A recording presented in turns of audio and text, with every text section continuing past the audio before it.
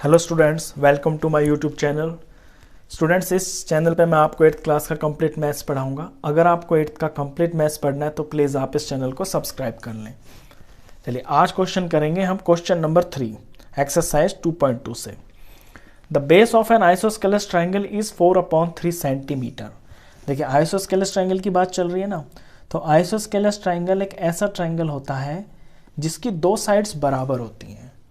तो मान लिया ये जो दोनों साइड्स है ना ये बराबर है, और ये बेस वो होता है जो ज़मीन में टिका होता है। तो इसका बेस बुक में दे रखा है 4/3 सेंटीमीटर।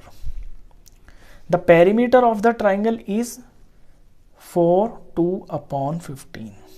अब पेरीमीटर क्या होता है? पेरीमीटर होता है किसी भी क्लोज्ड फिगर का टोटल बाउंड्री। इसकी तो 3 साइडें हैं, यानी तीनों साइडें मिलके जब इनको प्लस करेंगे तो आपका 4/2/15 सेंटीमीटर है। ये पेरीमीटर होता है। तो what is the length of either of the remaining equal sides? तो इस आइसोस्केलस ट्राइंगल की ये जो दो साइड्स बराबर है ना, ये कितने कितने की होंगी? होंगी तो दोनों सेम, लेकिन कितने की होंगी ये आपको बताना क्वेश्चन में। तो सिंपली इन साइड्स को आपको बताना, तो इसे ही एक्स मान लीजिए आप। क्वेश्चन में क्या होता है, वर्ड प्रॉब्लम में जिस भी चीज को आपको निकालना होता है ना, आपको वो ही मान लेनी होती है। तो यहाँ पे मुझे ये वाली साइड निकालनी है तो मैंने एक्स मान लेता हूँ। अब लैंग्वेज में क्या लिखूंगा? Let each equal side is equal to X. Let each equal side is X, और सेंटीमीटर जरूर लगाऊंगा क्योंकि सेंटीमीटर का क्वेश्चन है ये। ठीक है, अब अकॉर्डिंग टू क्वेश्चन क्या दे रखा है? अकॉर्डिंग टू क्वेश्चन दे रखा है जो इसका पेरीमीटर है ना, इसका पेरीमीटर दिया हुआ है 4/2/15। पेरीमीटर दे रखा है इस ट्राइंगल का। अब इसका पेरीमीटर क्या होगा? इसकी तीनों साइडों का सम ही तो होगा। तो x प्लस 4/3। तो पहली साइड, दूसरी साइड और तीसरी साइड, इन तीनों साइडों को जब प्लस करेंगे तो ये पेरीमीटर के बराबर होगा। और पेरीमीटर ये दिया हुआ है, इसे मैं सॉल्व कर लेता हूँ। 15 4 60, और 60 में 2 प्लस किया तो 62 अपॉन में 15। जिन बच्चों को ये नहीं आता वो ध्यान से देखें। देखिए जब आपका ये मिक्स नंबर होते हैं ना, मिक्स फ्रैक्शन बोलते हैं इसको, तो ये जो दो नंबर होते हैं नीचे वाला और बीच वाला, इन्हें मल्टीप्लाई करते हैं। 15 4 60 हो गया, और ऊपर वाले को प्लस कर देते हैं। तो 60 में 2 प्लस किया 62 हो गया। नीचे का एज इट इज रहता है। अच्छा, अब चलते हैं सवाल के ऊपर। ये इक्वेशन दिख रही है आपको बिल्कुल क्लियर? इसमें x और x मिलके 2x हो गए, ये 2x हो गए, और ये जो प्लस का है, चलिए इसे लिख देते हैं। पूरे स्टेप्स करते हैं ताकि आपको अच्छे से समझ में आए। अभी मैंने क्या किया है, सिर्फ x और x को ऐड किया है 2x, और प्लस 4/3 लिख दिया, ये सेम टू सेम। अब अपना यहाँ पे सिंपल दिख रहा है आपको कि पहले प्लस की चीज दिख रही है, तो पहले प्लस की चीज को मूव करेंगे। तो 2x इज इक्वल टू 62/15, और ये जो प्लस 4/3 है ये इधर मूव हो जाएगा, ये -4/3 हो जाएगा। तो अब इसे सिंप्लीफाई करते हैं। पहले तो ये हमारा 2x की वैल्यू चल रही है। अब ये 15 और 3, तो पहले 15 और 3 का एलसीएम निकालना होगा। एलसीएम निकाल लेते हैं 15 का और 3 का। देखिए 2 से तो डिवाइड हो नहीं रही है, तो 2 के बाद देखते हैं हम 3 से डिवाइड हो रहे हैं। तो 3 से जब डिवाइड करेंगे तो 15 की जगह आ जाएगा 5, 3 5 जा 15, और 3 1 जा 3। 5 से करेंगे अब, क्योंकि 3 से कोई नहीं हो रहा। 5 से किया तो 5 1 और 1। अब 3 5 जा 15, इनका प्रोडक्ट किया तो एलसीएम कितना आया? 15। तो एलसीएम लिख देते हैं यहाँ पे। अच्छा, अब ऊपर वालों को लिख देते हैं 62, और ब्रैकेट बना दिया, -4 और ब्रैकेट बना दिया। अब ब्रैकेट में क्या भरेंगे? ब्रैकेट में भरेंगे, ध्यान से देखना आप, एलसीएम को नीचे वाले से डिवाइड करते हैं। 15 को 15 से डिवाइड करेंगे। 15 को 15 से डिवाइड किया तो 15 1 जा 15, तो पहले वाले में तो आएगा 1। दूसरे वाले की बात करते हैं, तो दूसरे वाले में नीचे 3 है, तो 15 को 3 से डिवाइड करेंगे। तो 15 को जब 3 से डिवाइड किया तो ये आया 5, 3 5 जा 15, तो इस वाले ब्रैकेट में 5 भरेंगे। ये मेन स्टेप होता है जिससे आपके एडिशन या सब्ट्रैक्शन होता है फ्रैक्शंस का। चलिए अब क्या होगा, 62 1 ज़र 62, माइनस का माइनस, 4 5 ज़र 20, ये डंडा और ये आपका 15। इसके बाद क्या होगा, सॉल्व होगा कि 2x तो 2x ही रहेगा और 62 माइनस 20 हो गया 42 और अपॉन में 15। तो इतना तो हो गया। अभी हमें क्या है कि हमें x की वैल्यू निकालनी है। x के पास में जो 2 लगा हुआ है ये हमें बड़ी टेंशन दे रहा है, तो इस 2 को हटाना पड़ेगा। तो 2 को हटाएंगे तो 42 अपॉन 15 के पास आके ये यहाँ डिवाइड में लग जाएगा, क्योंकि यहाँ तो मल्टीप्लाई में इससे चिपका हुआ है, यानी कि मल्टीप्लाई में, और जब ये दूसरी तरफ जाता है तो डिवाइड हो जाएगा।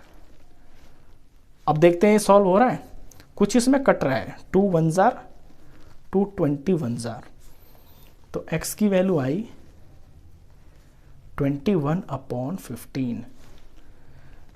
अच्छा, ये फर्दर आगे भी कट रहे हैं, ये तो 3 के टेबल में आ रहे हैं, 3 से डिवाइड हो रहे हैं, ये 3 7 पे और ये 3 5 पे, तो x की वैल्यू आ गई 7 अपॉन 5। और x हमने क्या माना हुआ था, x माना हुआ था हमने अपने आइसोस्केलस ट्रायंगल की जो इक्वल साइड्स थी ना, उन्हें तो x माना हुआ था और यही हमें निकालनी थी। तो हमारा आंसर हो गया। आंसर इस तरह से आप ज़रूर लिखें, लास्ट में इसके आपके हाफ मार्क्स होते हैं। तो therefore length of either equal side is equal to 7 upon 5। अच्छा, 7 अपॉन 5 को ना आप मिक्स फ्रैक्शन भी बना सकते हैं। जब भी आपका क्वेश्चन फ्रैक्शन जो है ना ऊपर बड़ा हो और नीचे छोटा हो तो आप उसे डिवाइड ज़रूर कर लें इस तरह से कि ये 7 है, 5 से डिवाइड किया तो 5 1 ज़र 5 हो गया और नीचे 2। तो इससे ये पता चल जाता है कि 1 तो कंप्लीट है, यानी कि पूरा है, 1 पूरा है, और नीचे का चीज़ नीचे रहता है और रिमाइंडर ऊपर आ जाता है। तो 1 का मतलब है 1 तो पूरा है, यानी कि अगर ये सेंटीमीटर है ना तो 1 सेंटीमीटर तो है पूरा का पूरा, और फिर थोड़ा सा उसमें पॉइंट में भी आंसर है, इस तरह से ये सेंटीमीटर। चलिए ये क्वेश्चन थर्ड था। थर्ड के बाद करते हैं क्वेश्चन नंबर 4। क्वेश्चन 4 की लैंग्वेज ध्यान से सुनना आप। सम of 2 numbers is 95।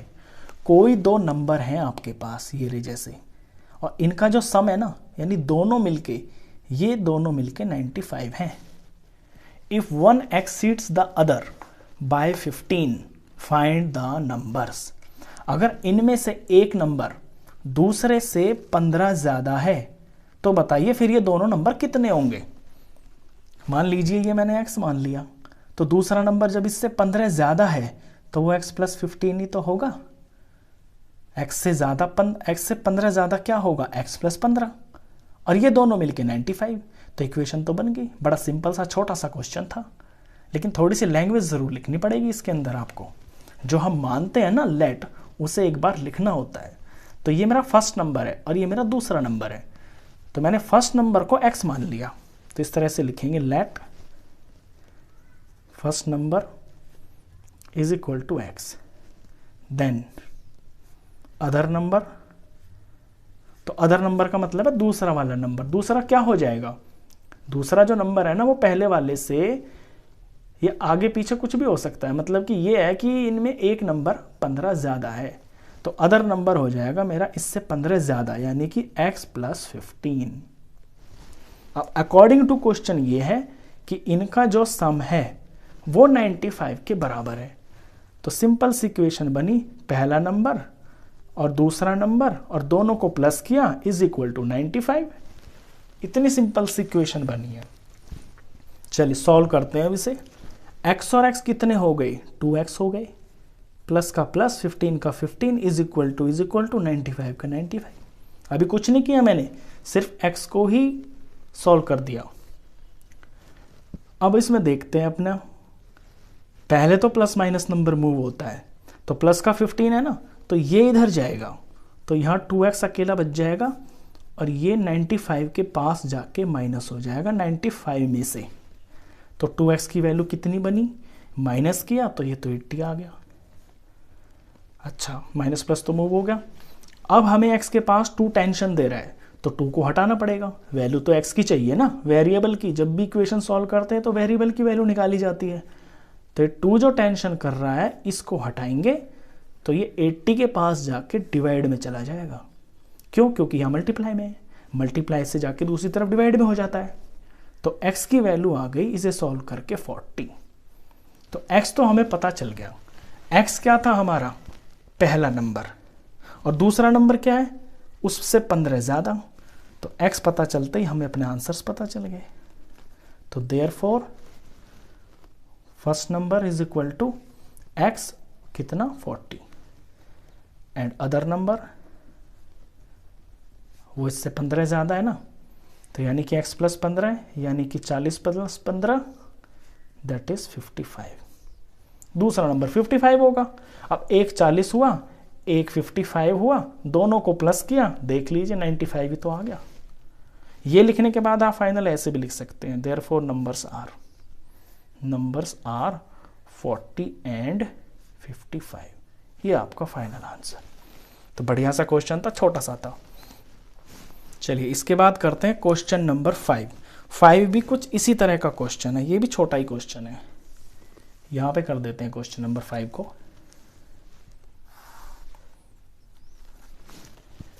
To numbers are in the ratio 5:3। दो नंबर हैं और उनकी जो रेशियो है ना वो 5:3 की है। If they differ by 18 what are the numbers. और उनके बीच में जो डिफरेंस है ना वो 18 दिया हुआ है। सबसे पहले तो देखिए, जब भी आपको कोई नंबर्स रेशियो में दे रखे हो तो उनके पास में x लगा लें। रेशियो का मतलब क्या होता है? रेशियो का मतलब ये होता है कि दोनों के दोनों नंबर किसी सेम मल्टीपल से मल्टीप्लाई भी हो सकते हैं। यानी 5 3 भी हो सकते हैं नंबर। और अगर इनमें यहाँ 4 लगा दूं तो ये 5 चौक 20 और 3 4 12, ये 20 और 12 भी हो सकते हैं। अगर यहाँ मैं 10 लगा दूं तो ये 50 और 30 भी हो सकते हैं। ये होता है रेशियो का मतलब। तो जब भी रेशियो का कोई क्वेश्चन आता है तो उसके साथ में आपको ये चीज लगा लेते हैं ऐसे। तो इन्हीं को मैंने लेट कर लिया क्योंकि रेशियो में दे रखे हैं ना मेरे दो नंबर्स, तो मैं मान लेता हूं let the numbers are 5x and 3x। तो 5x और 3x है मेरे नंबर्स। अब इनके बीच में एक रिलेशन दे रखा है। रिलेशन ये है कि इनका जो डिफरेंस है ना वो 18 के बराबर है। यानी बड़े नंबर में से छोटा नंबर माइनस करेंगे तो आपका आंसर 18 आएगा। तो बड़ा कौन है इसमें? जिसकी रेशियो बड़ी है, 5x बड़ा होगा। तो according to question 5x minus 3x is equal to 18। अब ये तो बहुत ही छोटी सी इक्वेशन बन गई। यहाँ 5x में से 3x माइनस हो रहा है लेफ्ट साइड में, तो ये तो 2x आ गया। 2x is equal to 18। अब x की वैल्यू कितनी आ जाएगी? ये 2 टेंशन दे रहा है, तो टेंशन को खत्म कर देते हैं, x के पास से 2 हटा देते हैं। यहाँ मल्टीप्लाई में, यहाँ जाके डिवाइड में हो जाएगा। तो x की वैल्यू कितनी आ गई? 18 को 2 से डिवाइड किया तो x की वैल्यू आई आपकी 9। x की वैल्यू पता चल गई और नंबर्स हमने यहाँ पे लेट किए हुए हैं। ये है मेरे दो नंबर्स। तो इस x की वैल्यू को अपने इन दोनों में पुट कर देंगे तो दोनों नंबर्स पता चल जाएंगे। तो देयरफॉर नंबर्स आर, एक है मेरा 5x, यानी कि 5 के अंदर x की वैल्यू पुट करता हूं, 5 9 जार 45। तो एक तो 45 है, दूसरा है 3x, यानी 3 में x की वैल्यू पुट करता हूं तो 3 9 जार 27। ये दो नंबर्स हैं। अब जब आप 45 में से 27 माइनस करेंगे ना तो देखिए आपका 18 ही आएगा। यहाँ 15 हो गया, 15 में से 7 गया 8, यहाँ 3 बचा, 3 में से 2 गया 1, तो 18 ही आ रहा है ना। यानी कि आपके आंसर भी श्योर करेक्ट है, एकदम परफेक्ट। ठीक है, तो ये था आपका 5th क्वेश्चन। तो इस वीडियो में बस इतना ही। मिलते हैं फिर अगले क्वेश्चंस के लिए नेक्स्ट वीडियो में। तब तक के लिए गुड बाय, थैंक यू।